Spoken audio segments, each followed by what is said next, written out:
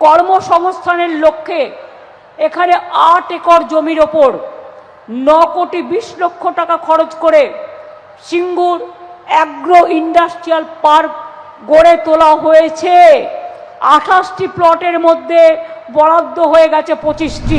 একজন মুখ্যমন্ত্রী হিসাবে হয়ে এত নাকি মিথ্যা কথা বলেন, এটা আমাদের রাজ্যের কলঙ্ক। মানুষের অধিকার আপনারা কাড়বেন আর আমি চুপ করে বসে থাকবো, তা তো হয় না। দরকার হলে আমিও কোর্টে গিয়ে দাঁড়াবো, যদি পারমিশন পাই আমিও মানুষের জন্য লড়াই করব। এসআইআর তো অনেক আগে হয়েছে, নিজে যখন কাগজ দেখানোর আগে তো কোর্টে যেতে পারতেন। নিজে তো সেখানে সই করলেন, ফর্ম নিলেন, সবকিছু নিলেন। তাহলে যে কোর্টে যাব, আদালতে যাব, এটা ওনার হচ্ছে কি সনাতনী ডায়লগ। আমাকে তোমরা ঘেচু করবে, তুমি জেলে ভরো, তুমি গুলি করো, আই ডোন্ট কেয়ার। আমি সব কিছুর জন্য তৈরি। আমি জেলে গেলে তো মায়েরা জবাব দেবে। ওনাকে জেলে ভরার দরকার নেই। মানুষ হচ্ছে কি ওনাকে জেলে নিয়ে যাবে না, কারণ সেই জেলে রক্ষী সব ডিস্টার্ব হয়ে যাবে। আমরা যে পশ্চিমবঙ্গবাসী ডিস্টার্ব হচ্ছি, তাতে জেলে কিছুদিন থাকলে ওং শান্তি, মানুষের শান্তি হবে। এবং ওই জেলের লোক অন্তত বুঝুক, বাবারে কাকে ধরে নিচ্ছি, সকালে ধরে নিয়ে 10 মিনিট পরে ফের ছেড়ে দেবেন। কর্মসংস্থানের লক্ষ্যে এখানে ৮ একর জমির ওপর ৯,২০,০০,০০০ টাকা খরচ করে সিঙ্গুর অ্যাগ্রো ইন্ডাস্ট্রিয়াল পার্ক গড়ে তোলা হয়েছে। ২৮টি প্লটের মধ্যে বরাদ্দ হয়ে গেছে 25টি। অনেক মানুষের কর্মসংস্থান সিঙ্গুরে হবে, কৃষিও চলবে, শিল্পও চলবে, কৃষি জমি দখল করে নয়। একেবারে মিথ্যার ঝুড়ি তো ঝুড়ি কথা বলতে উনি পছন্দ করেন। যে জায়গাটায় টাটাদের যে জায়গাটায়, সেটাই উনি কি করবেন সেইটার আগে সমাধান করুক। কারণ যে জায়গায় টাটার জমি নিয়ে সেখানে কোনো কিছু হলো না, আবার পাশে ৭৭ একর জমি, মানুষ এ কথা বিশ্বাসই করবে না। ভোট আসলে ওরা এসব নিত্য নতুন ধরনের ফ্যাগড়া তৈরি হয়ে যায়। যেটা বলেছেন সেটা সিঙ্গুরের কেন কোনো মানুষই একেবারে ওনার কথাটাকে বিশ্বাসই করবেন না। আচ্ছা, আবার চাষ হবে কোথায়? চাষের জমি তো সব তো নিয়েছে, তো চাষটা কি ওনার কালীঘাটে এসে চাষ করবে নাকি? কৃষি জমি ফিরিয়ে দিতে পেরেছেন মুখ্যমন্ত্রী, তিনি নিজে বলেছেন। কোথায় ফিরিয়ে দিতে পারলে তারা চারিদিকে কোনো হাহাকার করে? সে তো অন্তত 10 ফুট ভিতরে গাঁথানি হয়েছে, গাঁথানি করে তারপরে সিমেন্ট দিয়েছে, সেখানে তো কোনো কিছু হয়নি। তা উনি তো কিছু বছর আগে ওই সরিষার দানা ছড়িয়ে দিলেন, সেটাও কোথায় গেল? যে সুতরাং এত বলবো, একজন মুখ্যমন্ত্রী হিসাবে হয়ে এত নাকি মিথ্যা কথা বলেন, এটা আমাদের রাজ্যের কলঙ্ক। এই যে ভাষণগুলো উনি দিচ্ছেন, ভাষণটাই কলঙ্ক। উনি কলঙ্ক নয়, ওনার ভাষণটাই কলঙ্ক। এবং তার ফলে এই যে বাঙালিরা বাইরে গিয়ে মারধর খাচ্ছে, এই সব কারণে, এবং এই মারধর খাওয়াটা আরো বেশি বাড়বে। আচ্ছা, আরেকটা কথা দেখলাম যে উনি বললেন যে আমি প্রতিশ্রুতি দিয়ে সেটা পালন করি। আগে বলুক তো, কিছুদিন আগে নেতাজি স্টেডিয়ামে বললেন যে কারোর চাকরি যাবে না, যারা টেন্টেড তাদেরও যাবে না, এবং যারা সঠিকভাবে তাদেরও যাবে না। কি হলো আপনি বলুন তো?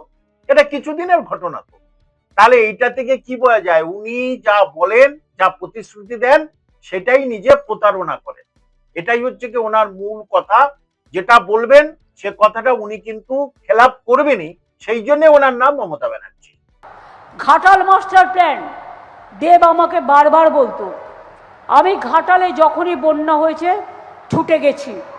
ওই জল ডিবিসি থেকে এসে আরামবাগ ভাসাতো, খানাকুল ভাসাতো, ঘাটাল ভাসাতো, হাওড়া ভাসাতো। আমি দিনের পর দিন গেছি, 10 বছর ধরে কেন্দ্রীয় সরকারকে চিঠি লিখেছি, কোনো উত্তর দেয়নি। মানুষ দ্বারা এখানে আছে, প্রদীপ দ্বারা আছে, বেচারা আছে, ওরা জানে। তাই আমরা ঠিক করেছি, নাইবা দিল কেন্দ্র টাকা, ওরা দেয় শুধু ধোকা, ওদের বানিয়ে বোকা, আমরা দিলাম টাকা। মনে রাখবেন, ঘাটাল মাস্টার প্ল্যানের জন্য 1,500 কোটি টাকা দিয়ে আমরা প্রকল্প শুরু করে দিয়েছি অলরেডি। 500 কোটি টাকা অলরেডি দেওয়া হয়েছে এবং অলরেডি 300 কোটি টাকার কাজ হয়ে গেছে, বাদ বাকি কাজ হয়ে যাবে। তাহলে ভোটটা আমি করে সামনে ভোট দেখেছে যে সংখ্যালঘু ভোট আর ওনার নেই, হিন্দু ভোট ওনার আর নেই, কারণ এদিকে সিপিএম যে 26 লক্ষ ভোট পেয়েছিল 2021-এ, সেই 26 লক্ষ হয়তো ডবল থেকে 3 ডবল হয়ে যেতে পারে, এবং যদি জোটটা হয় তো তাহলে সেটা উনি তো ভয়ে কম্পমান। সেই জন্যই এই সমস্ত আজগুবি কথা বলছে, আজগুবি গল্প দিচ্ছে, যাতে কি হয় মানুষ ওনার কথা আবার ভুলে এইবারেরটুকু আবার ওনাকে যেন জিতিয়ে আনে। কিন্তু মানুষ ওনাকে আর জেতাচ্ছে না, একেবারে নিশ্চিত থাকবে। মানুষের অধিকার আপনারা কাড়বেন আর আমি চুপ করে বসে থাকবো, তা তো হয় না। দরকার হলে আমিও কোর্টে গিয়ে দাঁড়াবো, যদি পারমিশন পাই আমিও মানুষের জন্য লড়াই করব, আইনজীবী হয়ে নয়, একজন সাধারণ মানুষ হিসেবে। আমার কাছে সব ডকুমেন্ট আছে, সব এভিডেন্স আছে, সযত্নে রেখে দিয়েছি। জ্যান্ত মানুষকে মৃত বানিয়ে দিয়েছে। এসআইআর তো অনেক আগে হয়েছে, নিজে যখন কাগজ দেখানোর আগে তো কোর্টে যেতে পারতেন, নিজে তো সেখানে সই করলেন, ফর্ম নিলেন, সবকিছু নিলেন। তাহলে যে কোর্টে যাব, আদালতে যাব, এটা ওনার হচ্ছে কি সনাতনী ডায়লগ। এটা বহু বছর ধরে এই ডায়লগ দিচ্ছেন যে কোর্টে যাব, সেই জন্য একবার সনাতনী ডায়লগ একেবারে ওনার।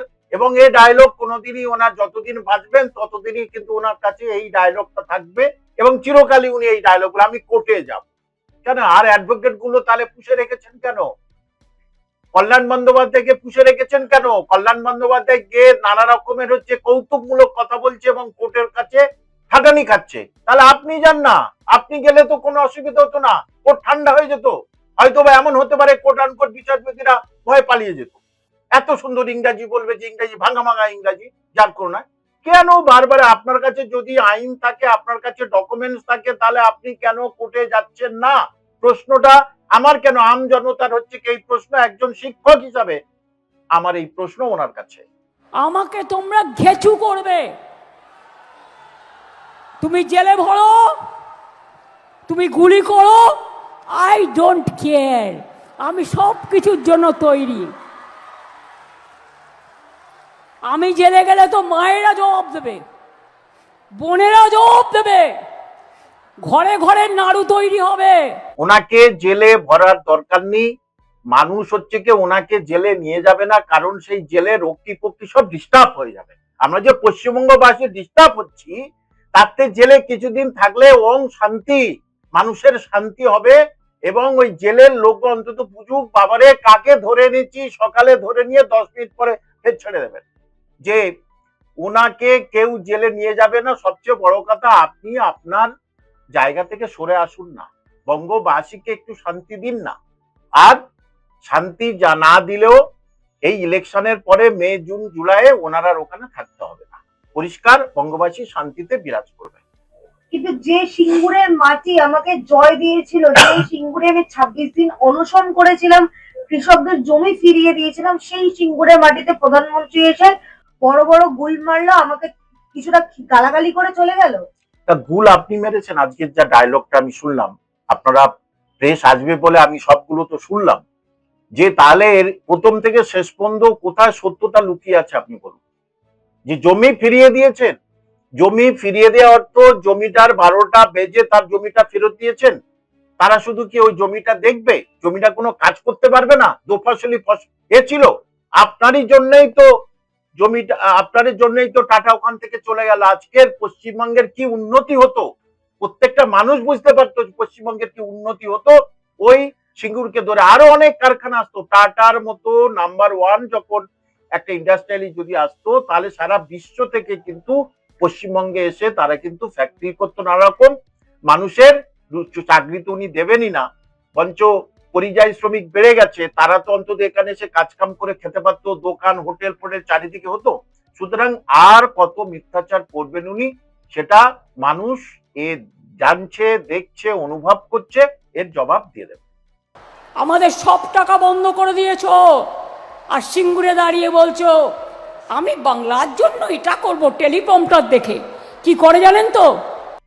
বাংলার টাকা বন্ধ করে দিয়েছে, আপনি সুপ্রিম কোর্টে যান না কেন? আপনি হাইকোর্টে যান। হাইকোর্ট থেকে সব যে কোনো ধরনের চাকরি চুরি, চাকরি এই যে এসএলএসটির জন্য হাইকোর্ট থেকে সুপ্রিম কোর্টে যাচ্ছেন আর আসছেন, ডেলি প্যাসেঞ্জারি করছেন। আর এখানের ক্ষেত্রে আপনি কেন করছেন না? যে আপনার টাকা আটকে রেখেছে, কেন আটকে রেখেছে? তার মানে আপনি এই ব্যাপারে কোর্টে যাচ্ছেন না, মানে আপনার টাকা যে আটকে রেখেছে লিগালি আটকে রেখেছে। যে টাকাগুলো, যে কাজগুলো আপনি করবেন, যা তারা যে টাকা দেবে সেইগুলো সঠিকভাবে প্রয়োগ না করে আপনি যদি সেই টাকাগুলো অন্যজন কেউ যদি ভোগ করে, তাহলে সেখানে উপযুক্ত হিসেব না পেলেই কি করবে? উপযুক্ত হিসেব না পেলে টাকা বন্ধ করে দেবে। আর হিসেব পুরোপুরি দিলে তবে তো টাকা দেবে, এটা খুব স্বাভাবিক। দেখুন, এটা গতকাল জানিয়েছে থ্রো এপিডেভিট, আজকের কিন্তু এটার হিয়ারিং ছিল, এখনো খবর পাইনি। আচ্ছা, প্রশ্ন একটাই, যে বলছে যে ডিএমদের কাছে নাম ঠিকানা সব দিয়ে দেওয়া হয়েছে। যদি ডিএমদের কাছে নাম ঠিকানা দিয়ে থাকে, তাহলে এখানে ঠিকানা নেই কেন? মানে ওয়েবসাইটে ঠিকানা কেন নেই? প্রশ্ন হচ্ছে এটাই। এবং বলছে যে এখন যদি আমরা এটা আদায় করি, তাহলে আমাদের যে প্রক্রিয়া এসএলসি 2025 পিছিয়ে যাবে। অ্যাকচুয়ালি এইভাবে যদি ভোটটা হয়ে যায়, ও কারোর টাকা ফেরত নেবে না। কোর্ট অফ কন্টেম্প্ট হয়েছে, তাই ওখানে গিয়ে একটু নতমস্তকে বলছে আমরা করছি যা এটা বলছে। কিন্তু অ্যাকচুয়ালি সামনে ইলেকশন বলে এটা একটা ওই আর কন্টেম্প্ট অফ কোর্ট হয়েছে বলে সুপ্রিম কোর্টে, এই জন্য এটা একটা জাস্ট দেখানো কলে। এবং পরিষ্কার বলেছে যে এটা 1913 সালের একটা রুল অনুযায়ী টাকা এরম ফেরত নিতেই হবে। এবং পরিষ্কার বলেছে কি, যে এখন নেব না, কখন? এই প্রক্রিয়াটা শেষ হয়ে গেলে 31 আগস্টের পর। 31 আগস্টের পর থাকবে তো এই সরকারটা? 31 আগস্টের পর এই সরকার থাকবেই না।